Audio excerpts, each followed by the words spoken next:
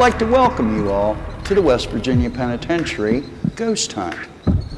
Now, if you ask an inmate about ghosts, they will tell you that if a man dies in prison, his spirit is trapped here forever. We've had a total of 998 deaths here throughout our history. So if that's true, we've got a lot of spirits hanging around here.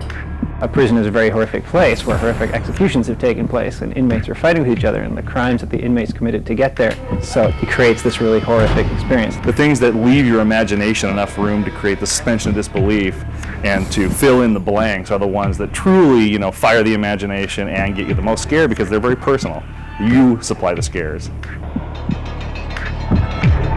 We are here to launch The Suffering, but I think more importantly, to sort of feel the energy and what it's like in this prison, because it's a very similar prison to what The Suffering is set in, remarkably.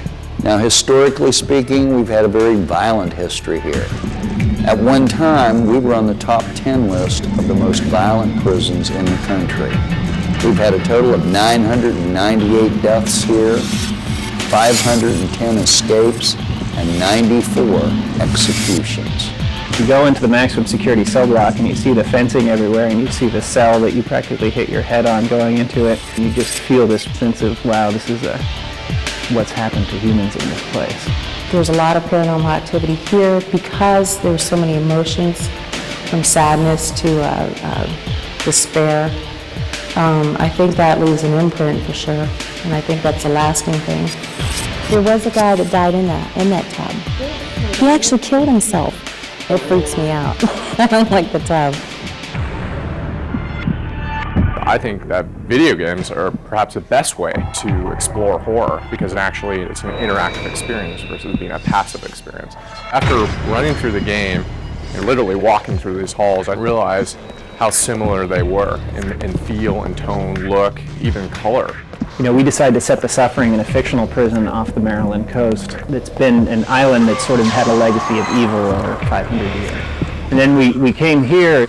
It was sort of interesting to see its parallels to what we had developed on our own in terms of just that sense of history you get here, that 1,000 people have been killed on these 2 acres, most of them by homicide over the last 150 years. To start off with the protagonist, Torque, walking into the main cell block on death row. You don't know why he's there. You hear other prisoners talking about his crime.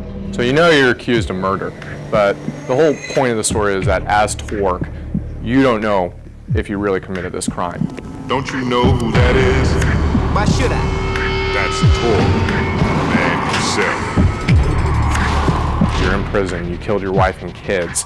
You're seeing these horrific images. As you become more insane and your rage meter goes up, you'll see split-second frames of the murder that you committed or you didn't commit. It's a game of discovery about Torque and the history of the island and how it all ties together. And that's actually affected by how the player plays the game. So you'll actually hear voices telling you, kill him, and then you hear your wife's voice, no, let him go. So you have this good and bad sort of pulling at you as you go through the game. I guess that grew out of our desire to sort of explore the morality of the player character. We wanted what the player did during the game to determine, whether Torque is guilty or not. I mean, there's very few games where you can really choose good or evil and have it affect the outcome of the game. Well, the main difference that we're doing is really making it more of an action horror experience as opposed to survival horror. There are a lot of games out there that are horror-oriented, but they use a fixed camera angle to create a sensation of lack of control in the game so that things can jump out at you and scare you.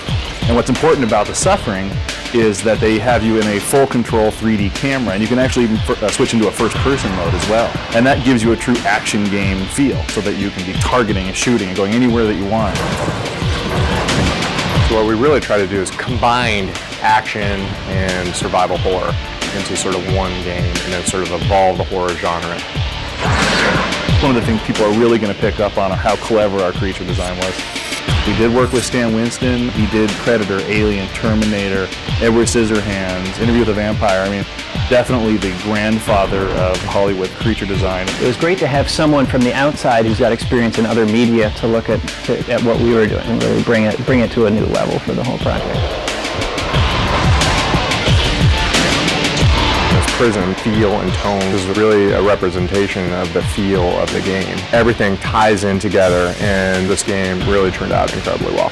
It's very shocking in terms of how graphic and mature it is, with the incredible gory horror elements and elements that like a prison would bring. It's just a crazy combination.